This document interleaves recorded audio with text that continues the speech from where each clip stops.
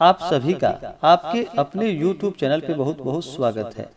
आइए आज आप सब जानेंगे अधिक मास पुरुषोत्तम मास में पड़ने वाली पद्मिनी कमला एकादशी व्रत के शुभ मुहूर्त के बारे में, पारण समय के बारे में, व्रत पूजन महत्व के बारे में, व्रत के खास नियमों के बारे में।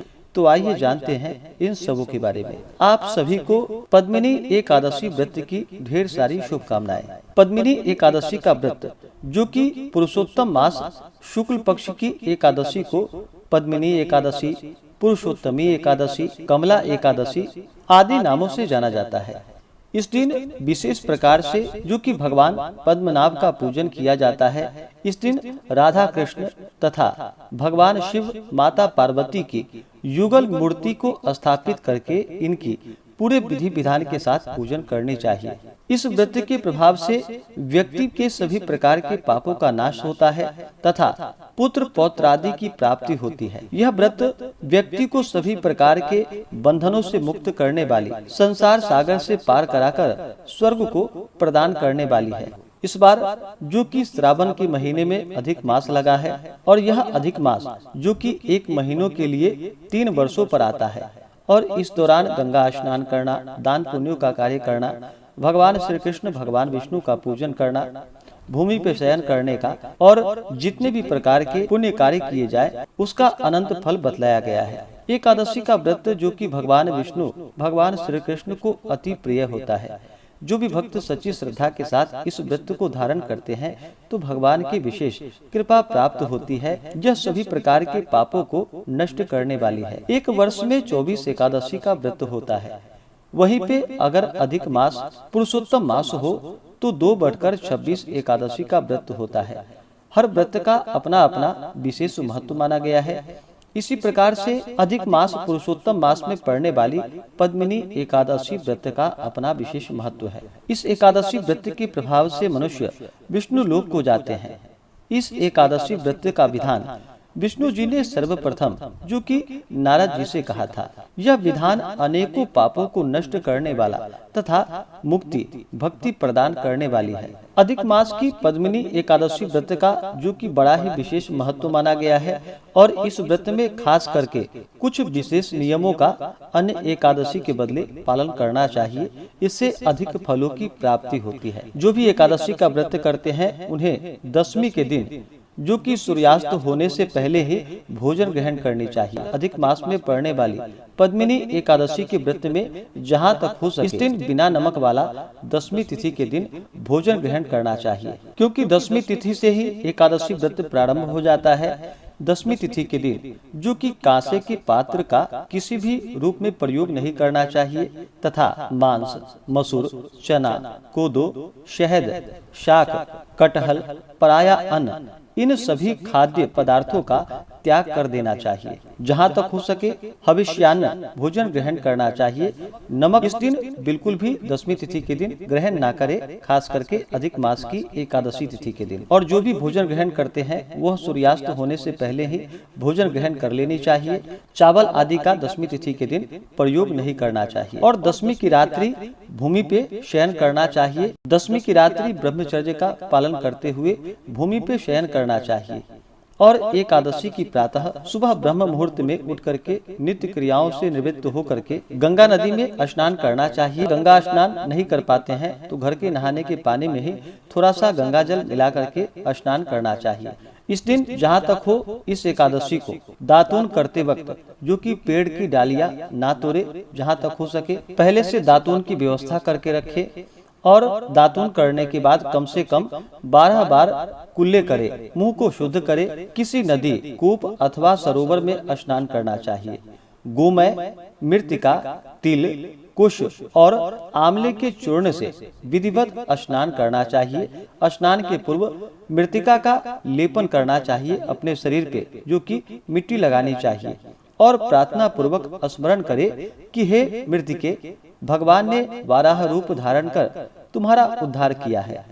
ब्रह्मा एवं कश्यप द्वारा आप अभिमंत्रित की गई हो, अतः आप मुझे भगवान की पूजा करने की शक्ति प्रदान करें। हे ब्रह्मा के मुख से उत्पन्न होने वाली और समस्त संसार को पवित्र करने वाली, आप मेरे अंगों को पवित्र और शुद्ध करो। हे शंख चक्र गदा एवं पद्मधारी देवादिदेव जगन्नाथ, आप मुझे स्नान करने की आज्ञा दे। इस प्रकार कह करके वरुण मंत्रों का जप करना चाहिए, वरुण देवता का स्मरण करना चाहिए। गंगा आदि उत्तम तीर्थों के अभाव में उनका स्मरण करते हुए अपने घर के नहाने के पानी में ही थोड़ा सा गंगा जल मिला करके स्नान करना चाहिए और फिर शुद्ध धोया हुआ स्वच्छ वस्त्र धारण करना चाहिए। इसके बाद भगवान के मंदिरों में जाकर के या अपने घर के मंदिर में ही एक दीपक प्रज्वलित करके राधा कृष्ण की मूर्ति हो, भगवान विष्णु की मूर्ति हो, तो उनके समक्ष व्रत का संकल्प लेते हुए भगवान से प्रार्थना करनी चाहिए कि हे भगवान श्री कृष्ण, हे भगवान विष्णु, आज मैं पद्मिनी एकादशी का व्रत करने जा रहा हूँ या करने जा रही हूँ। इस प्रकार से भगवान से प्रार्थना करें।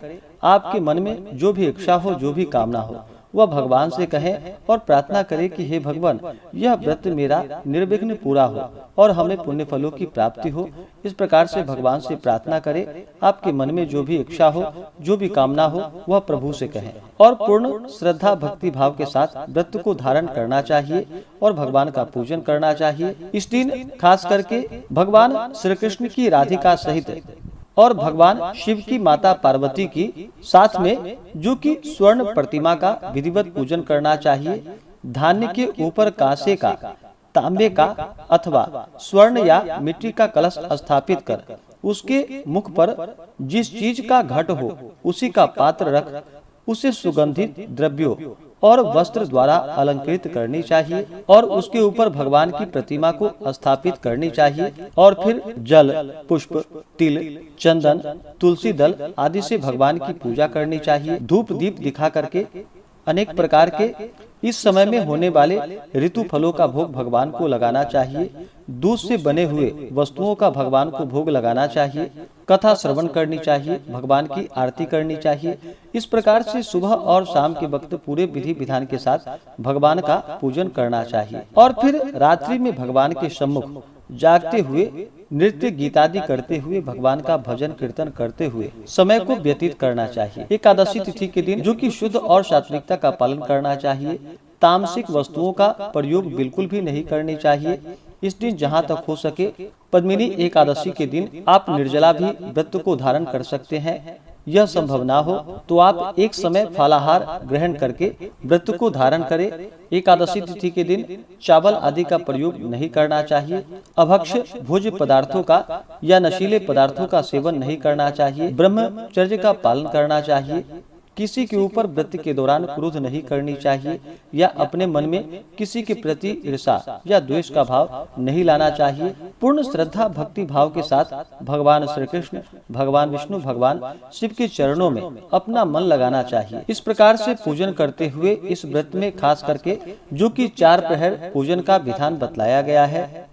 पहले प्रहर में नारियल का फल, दूसरे प्रहर में बिल्व फल, तीसरे प्रहर में सोना फल और चौथे प्रहर में पुंगी फल अर्पण करनी चाहिए।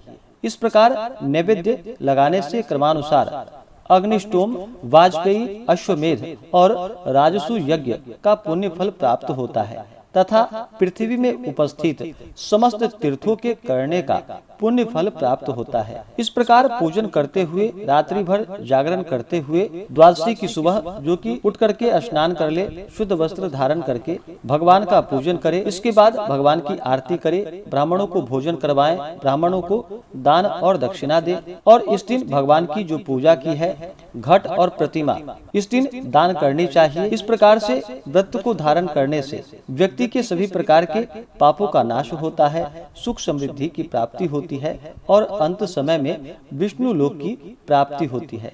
तो आइए जानते हैं श्रावण के अधिक मास शुक्ल पक्ष में पड़ने वाली पद्मिनी एकादशी व्रत के शुभ मुहूर्त के बारे में और पारण समय के बारे में।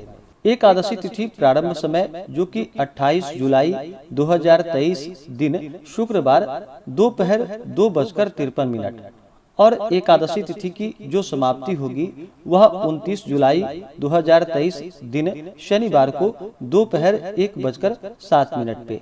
तो हमें शुद्ध रूप से द्वादशी युक्त सूर्योदय व्यापनी के अनुसार जो एकादशी व्रत के लिए समय प्राप्त हो रहा है वह समय 29 जुलाई 2023 दिन शनिवार को प्राप्त हो रहा है, तो सभी इस दिन व्रत को धारण करेंगे। और द्वादशी तिथि की जो समाप्ति है वह 30 जुलाई 2023 दिन रविवार को सुबह 10:35 पे द्वादशी तिथि की समाप्ति है। इस व्रत का पारण जो कि 30 जुलाई 2023 दिन रविवार को व्रत का पारण किया जाएगा। पारण का समय सुबह 6:06 से सुबह 8:06 तक। पद्मिनी एकादशी व्रत का पारण जो कि 30 जुलाई 2023 दिन रविवार को किया जाएगा। 29 जुलाई को जो सूर्योदय का समय होगा वह सुबह 5:24 और सूर्यास्त शाम 6:46। राहु काल का जो समय होगा एकादशी तिथि के दिन वह समय सुबह 8:43 से सुबह 10:24 तक राहु काल का समय होगा। राहु काल समय के दौरान कोई भी शुभ कार्य या नया कार्य नहीं करना चाहिए, यह लाभप्रद नहीं होता है, इस बात का ध्यान रखें। योग जो कि ब्रह्मा योग सुबह 9:33 तक होगा 29 जुलाई को। उसके बाद इंद्र योग होगा। नक्षत्र जो कि ज्येष्ठा नक्षत्र रात्रि 11:34 तक। उसके बाद मूल नक्षत्र होगा। तो इस दिन भगवान का पूरे विधि विधान के साथ पूजन करना चाहिए। पद्मिनी एकादशी व्रत का कथा श्रवण करनी चाहिए। इस दिन गीता आदि का पाठ या श्रवण करना चाहिए। भगवान विष्णु, भगवान श्री कृष्ण, भगवान शिव के मंत्रों का नाम जप करना चाहिए। जहाँ तक हो सके पुण्य कार्य करते हुए इस दिन के समय को व्यतीत करना चाहिए। जहाँ तक हो सके कम बोलनी चाहिए, मौन धारण करके रहनी चाहिए। ज्यादा बोलने से मुख से न निकलने वाले शब्द भी निकल जाते हैं इस दिन, जहाँ तक हो सके इसलिए कम बोलनी चाहिए। और पूर्ण भक्ति भाव के साथ भगवान का पूजन कथा श्रवण करना चाहिए। इससे अनंत पुण्य फलों की प्राप्ति होती है। तो आशा करता हूँ कि यह जानकारी आपको अच्छा लगा हो। ऐसे ही ज्ञानवर्धक जानकारियाँ प्राप्त करने के लिए हमारे इस चैनल पे अगर आप नए हैं तो चैनल को लाल बटन दबा करके सब्सक्राइब करें। साथ में बेल आइकन घंटी को दबाएं ताकि मेरे वीडियो का नोटिफिकेशन आपको समय से मिलता रहे।